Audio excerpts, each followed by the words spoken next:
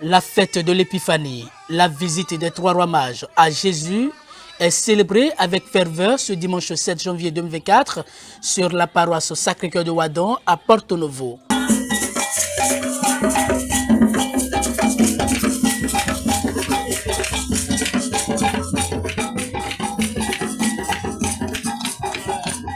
L'épiphanie s'assimile à la main tendue du Créateur à tous les hommes, a indiqué le père Paulin Nyansonou dans son homélie à l'occasion de cette célébration eucharistique.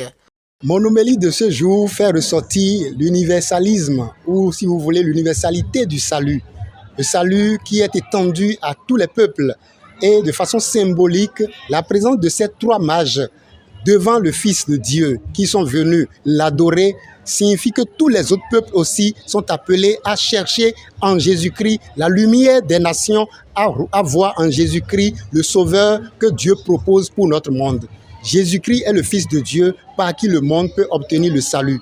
Symboliquement, la présence de ces rois mages devant, disons, le Fils de Dieu fait petit enfant signifie que tous les hommes et tous les peuples sont appelés au salut et peuvent obtenir le salut, mais à travers l'acceptation et l'accueil de la foi en Jésus-Christ. Selon les Saintes Écritures, les trois rois mages Melchior, Gaspard et Balthazar ont été guidés par une étoile pour trouver l'enfant Jésus et lui offrir de précieux cadeaux d'or, d'encens et de myrrhe, des objets pleins de sens.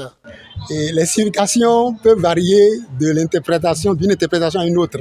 Toujours est-il qu'on peut retenir l'essentiel de ce que signifie ces présents. Les rois mages ont offert l'or.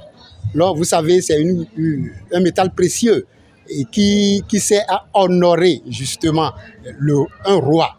Et vous allez dans nos palais, vous avez d'abord la couronne même d'un roi est une couronne faite d'or, pour signifier clairement que effectivement ce petit enfant, il est roi. Ils ont offert l'encens. L'encens, ça c'est pour l'honneur donc du royaume, l'honneur du roi.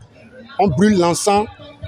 Souvenez-vous qu'en Israël, le peuple d'Israël a l'habitude de brûler l'encens dans le temple. C'est pour honorer la majesté de Dieu. Pour honorer Dieu que le peuple d'Israël reconnaît comme le seul vrai Dieu. Alors ces rois mages ont offert aussi l'encens pour signifier que tous les honneurs, ou si vous voulez, à ce petit enfant revient tout honneur. Ça, c'est la signification de l'encens. Et la myrrhe, bon, comme nous le savons, la myrrhe sert à embaumer les corps, elle est odorifiante, et vous le savez. Donc, le petit enfant Jésus qui est roi peut l'utiliser, on peut l'utiliser pour ressortir, comment il va dire, sa dignité, sa majesté, à travers l'odeur de sa sainteté que représente cette myrrhe.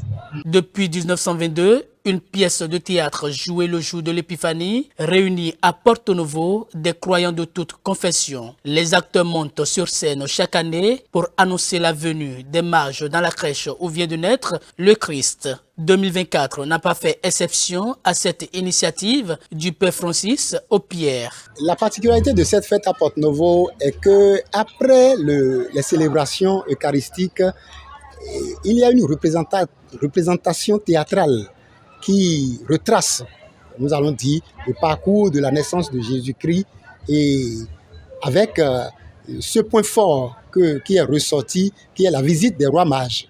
Les rois mages, ce que nous célébrons aujourd'hui. Cette représentation théâtrale invite donc les peuples à retrouver dans ce petit enfant le sauveur du monde, le sauveur de l'humanité. Et la particularité ici à Porto-Novo, c'est que cette représentation théâtrale est vraiment la chose, je ne vais pas dire la plus intéressante, non, puisque la messe que nous avons célébrée est le sacrifice que nous offrons tous les jours, et le plus grand sacrifice.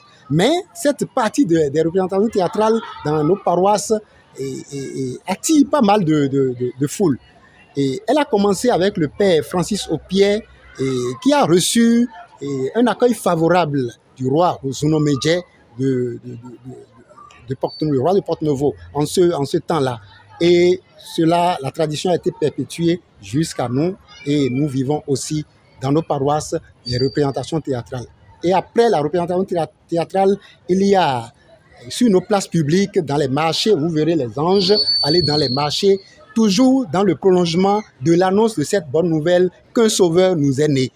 Et il y a les rythmes traditionnels, les danses traditionnelles avec les pagnes nouées à la ceinture, à la taille par les hommes, toujours pour célébrer la naissance merveilleuse de ce sauveur, Jésus-Christ, le Fils de Dieu, que nous célébrons et dont nous célébrons aujourd'hui la manifestation. Au terme de la pièce de théâtre, la fête se poursuit dans les quartiers, les marchés et en famille. Occasion pour des groupes de musique traditionnelle de semer la joie au sein de la communauté.